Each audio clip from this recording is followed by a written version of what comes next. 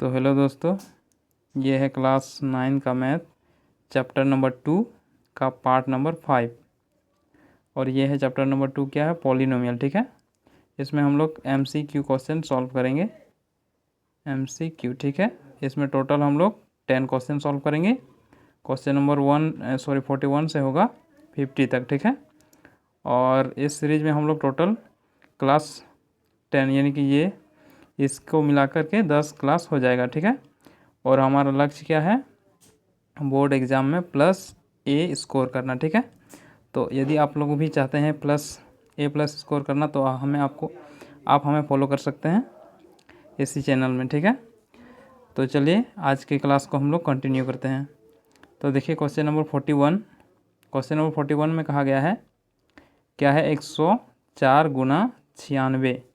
इसको हमें गुना करना है। ठीक है, तो कैसे गुना करेंगे, देखिए इसको गुना करने के लिए हम लोग क्या करते हैं, 100 को हम लोग तोड़ सकते हैं, 100 + 4, और जो 96 था उसको भी हम लोग लिख सकते हैं 100 - 4, यानी कि 100 में हम लोग 4 घटाएंगे तो हमें 96 मिलेगा, और 100 में यदि हम लोग 4 को प्लस करेंगे तो हमें कितना मिलेगा, 104 मिलेगा। अब यहाँ देखिए ये A + B, A - B का फॉर्मूला में आ गया, तो इसका हम लोग क्या करेंगे, 100 का स्क्वायर - 4 का स्क्वायर। अब 100 का स्क्वायर कितना होता है, 1 लगा के ये डबल हो जाएगा 0, यानी कि इतना, और यहाँ माइनस क्या है, 16। अब इसमें से इसको घटा देंगे तो हमारे पास आएगा क्या, 1000 नहीं, इकाई है सैकड़ा, हज़ार, 10,000 में हम लोग घटाएंगे 16, घटाएंगे तो कितना आएगा, ये आएगा 4, फिर 9 में 1 8 आएगा, और फिर 9 9, यानी कि 99,000 नहीं, 9984। ठीक है, तो देख लीजिए 9984, ऑप्शन नंबर क्या है, A, ये वाला सही होगा। ठीक है, तो चलिए अब हम लोग बढ़ते हैं अपना नेक्स्ट क्वेश्चन की ओर। तो देखिए नेक्स्ट क्वेश्चन में हमारा है 5.6 × 5.63, फिर है यहाँ प्लस के साथ 11.26, और फिर है 2.37, और यहाँ है 2.37 × 2.37। ध्यान दीजिए इसको हम लोग क्या लिख सकते हैं, 5.63 का स्क्वायर लिख सकते हैं, क्योंकि 2 बार गुना में है तो इसको हम लोग स्क्वायर के रूप में लिख सकते हैं।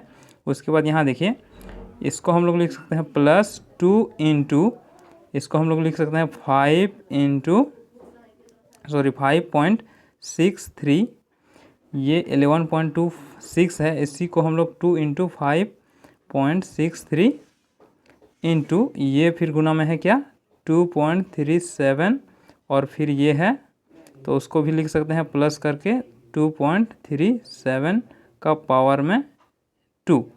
तो ध्यान दीजिएगा A² + 2AB + B², ये फॉर्मूला में आ गया। तो इसको हम लोग कैसे लिख सकते हैं, ये किसके बराबर होगा, ये बराबर होगा 5.63 प्लस फिर हमारा है 2.37, इसको इधर लिख लेते हैं। ठीक है, तो हमारे पास क्या आ रहा था, 5.63 और प्लस के साथ फिर 2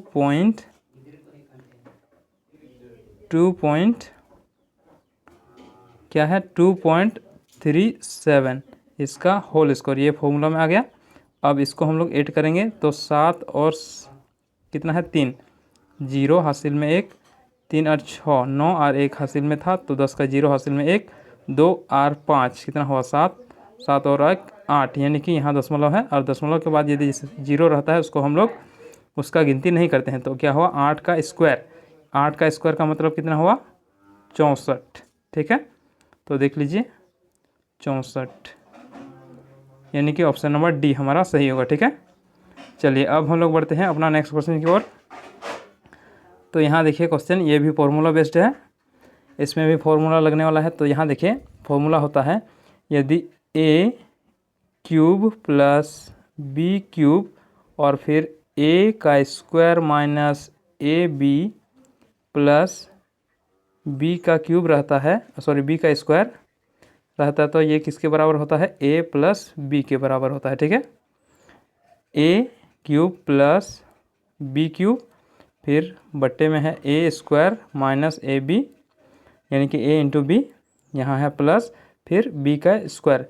यदि इस रूप में रहता है तो उसको हम लोग क्या लिख सकते हैं, ए प्लस बी में सीधा लिख सकते हैं।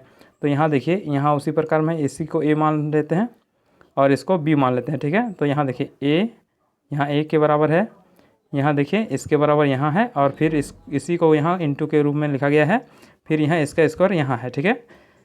मतलब इसी फार्मूला में हमारा है, ठीक है। तो इसको हम लोग कैसे लिख सकते हैं, इसके बराबर लिख सकते हैं, यानी कि 361 प्लस 139। तो देख लीजिए 361 प्लस 139। अब इसको हम लोग ऐड करेंगे, तो यहाँ देखिए इसको इसके साथ ऐड करेंगे, 0 3 और 6 9, 10 के 0 हासिल में 1 5, यहाँ आ गया 500, ठीक है। तो हमारे पास कितना आया 500, यानी कि ऑप्शन नंबर कौन वाला सही होगा, ऑप्शन नंबर बी। चलिए अब हम लोग बढ़ते हैं क्वेश्चन नंबर 44। तो देखिए यदि x प्लस वाई बराबर 3 है, फिर x square plus y square बराबर 5 है, तो हमें निकालना है x इंटू वाई का मान, ठीक है।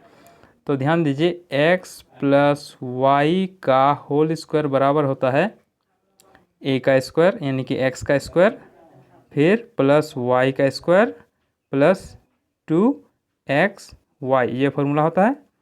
अब ध्यान दीजिए a प्लस बी हमें दिया गया है, यहाँ इक्वल टू 3 है, A square plus B Y square, sorry A क्या, ए नहीं क्या है, x और y है, ठीक है। और x square plus y square का मान हमें दिया गया है 5, यानी कि इसके बराबर 5 है और इसके बराबर 3 है।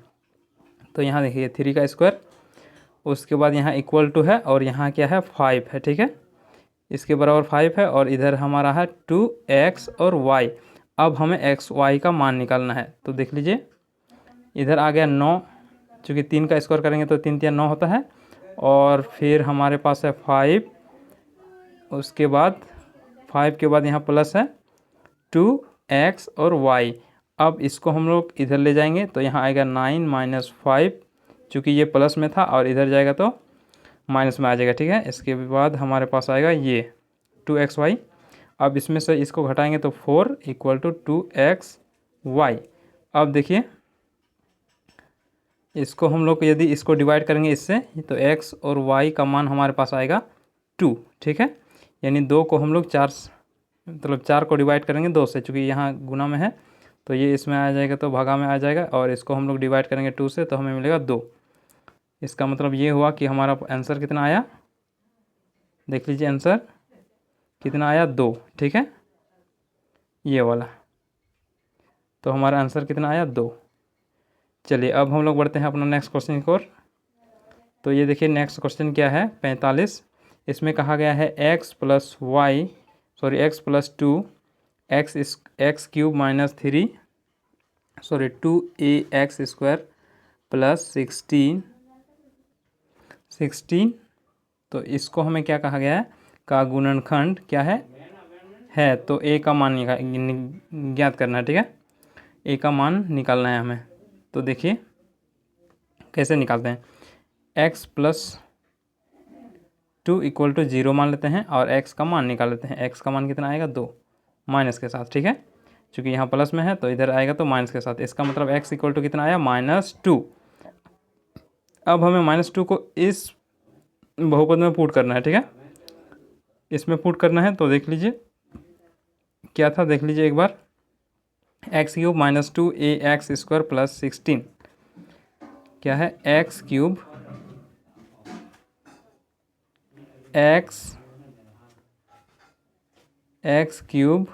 Minus 2ax square minus 16, sorry plus 16, देख लीजिए एक बार, सही है, यही क्वेश्चन है, ठीक है। चलिए अब हम लोग इसमें क्या पुट करने वाले हैं, 8 में पुट करने वाले हैं हम लोग -2, क्योंकि हमारा x का मान कितना आया था, -2 आया था। तो यहाँ देखिए -2 को हम लोग यहाँ पुट करेंगे, x के जगह हम लोग क्या रखेंगे -2 को, और फिर -2 है और फिर a है, और यहाँ फिर हम लोग रखेंगे -2 को, -2 को x के जगह रखेंगे, और यहाँ है 16। अब यहाँ से इंटू करने के बाद ये, यानी कि -2 का क्यूब है, तो -2 का क्यूब का मतलब क्या होता है, -2 को 3 बार गुना करना। तो -2 को 3 बार यदि हम लोग गुना करते हैं तो हमारे पास आएगा -8, ठीक है। तो यहाँ से आया हमारा -8। अब यहाँ 2 का स्क्वायर कितना आता है, 4 होता है। 4 को यदि 2 से गुना करेंगे तो आएगा 8, ठीक है। और ये a है तो ये a आ जाएगा, और यहाँ प्लस है 16 और इक्वल टू 0 कर देते हैं, ठीक है। अब यहाँ देखिए ये और ये आपस में सब्ट्रैक्ट होंगे तो हमारे पास आएगा 8, ठीक है। और 8 को हम लोग बराबर के इस साइड यानी कि इधर लाएंगे तो वो माइनस में आ जाएगा, यानी कि इस प्रकार कितना आएगा, यहाँ आ गया था हमारा 8 माइनस के साथ 8a, और इस माइनस जो 8 बचा था उसको हम लोग इधर लाएं तो ये भी -8 आ जाएगा, ठीक है। यहाँ ध्यान दीजिए, ये वाला ये जो 8 है उसको हम लोग इसके साथ घटा रहे हैं तो हमारे पास आ रहा है क्या, 8, ठीक है। और उसी 8 को हम लोग किधर ले जाएंगे, इधर, तो हमारे पास इधर आएगा -8। और ये वाला 8 हम लोग यहाँ पहले लिखे हैं, यानी कि ये वाला पहले लिखे हैं, उसके बाद ये वाला इधर से लाए हैं, ये वाला, ठीक है। अब ये गुना में है तो इसको हम लोग यहाँ ले जाएंगे तो क्या भागा में आ जाएगा, यानी कि a = आ जाएगा -8/8, -8 का, और माइनस माइनस का कैंसिल, उसके बाद 8 8 कैंसिल तो बचेगा 1, यानी कि a = कितना आया, 1, ठीक है। तो देख लीजिए a = 1, यानी कि ऑप्शन नंबर बी सही है, ठीक है। चलिए अब हम लोग बढ़ते हैं नेक्स्ट क्वेश्चन की ओर।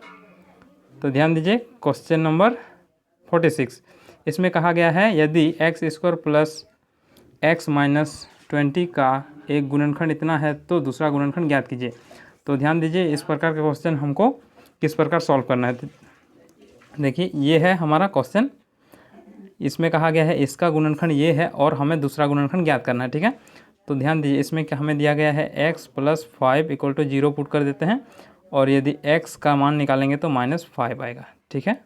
क्या आएगा, -5। अब हमें क्या करना है, ध्यान दीजिए। चलिए हमारे पास क्वेश्चन क्या था, हमारे पास क्वेश्चन था x² + x - 20। देख लीजिए x² + x - 20, ये था हमारे पास क्वेश्चन, ठीक है। इसका गुणनखंड एक ठो हमें दिया गया था और उसके बदले हमें और एक ठो गुणनखंड इसका निकालना है। तो उस प्रकार के क्वेश्चन को हम लोग किस प्रकार निकालेंगे, तो देखिए इसका गुणज क्या है, इसका गुणज का मतलब इसके गुना, ये x² के साथ गुना में क्या है, 1 है, 1 हम लोग लिखेंगे। उसके बाद इस x के साथ गुना में क्या है, इसमें भी 1 है। उसके बाद यहाँ क्या है, -20, तो उसको हम लोग यहाँ लिखेंगे -20। अब हम लोग इस प्रकार से कुछ बनाएंगे और यहाँ जो आया था x का मान वो हम लोग यहाँ लिखेंगे, ठीक है। अब इसको हम लोग क्या करेंगे, ये जो 1 है इसको हम लोग यहाँ लिखेंगे। अब इसको इसके साथ गुना करेंगे और यहाँ लिखेंगे, मतलब -5 × 1 कितना आएगा, -5, ठीक है। अब इसको आपस में जोड़ेंगे तो जोड़ने के बाद हमारे पास आएगा -4, ठीक है, -4 होगा, ठीक है। यानी कि -1 +1 है, ये +1 है, और -5 तो ये आएगा -4, ठीक है। तो यहाँ आ गया -4। अब इस -4 को इसके साथ फिर इंटू करेंगे तो हमारे पास आएगा +20। अब इसको हम लोग घटाएंगे तो हमारे पास ये आ जाएगा 0, ठीक है। तो हमारे पास क्या बचा, 1 और -4। तो अब हम लोग इसके साथ x को गुना कर देंगे और ये आएगा -4, यानी कि x - 4, और यही हमारा क्या होगा, गुणनखंड होगा, ठीक है। तो चलिए देख लेते हैं, x - 4 यानी कि ऑप्शन नंबर ए सही होगा, ठीक है। चलिए अब हम लोग बढ़ते हैं अपना नेक्स्ट क्वेश्चन की ओर। यहाँ देखिए क्वेश्चन नंबर 47, इसमें कहा गया है x² - 2x + 1 का एक बहुपद है, यानी कि किस प्रकार के बहुपद है, 1 चर वाला, 2 चर वाला या 3 चर वाला, या इनमें से कोई नहीं। इस प्रकार के क्वेश्चन हम लोग पहले सॉल्व भी किए हैं। तो इस प्रकार के क्वेश्चन हम लोग पहले सॉल्व किए हैं तो इसका यानी कि आंसर कौन सा होगा, ये वाला होगा, ठीक है। इसमें हम लोग जानते हैं क्या, इसमें वेरिएबल कितना वेरिएबल है, एक ही वेरिएबल। एक ही वेरिएबल का मतलब x ही वेरिएबल है, वेरिएबल के रूप में सिर्फ x ही है। इसका मतलब ये हुआ कि ये एक चर वाली बहुपद है, ठीक है। तो चलिए अब हम लोग बढ़ते हैं आगे। ये हमारा 48 है, इसमें क्वेश्चन कहा गया 3x³ -x + 1 में x² का गुणांक क्या है। x² का गुणांक मतलब क्या हुआ, x² के साथ गुना में यहाँ क्या है। तो एक्स स्क्वायर के साथ यहाँ गुना में क्या है -1 है, ठीक है। यहाँ कुछ भी नहीं है और उसके आगे क्या है माइनस है, इसलिए -1, ठीक है।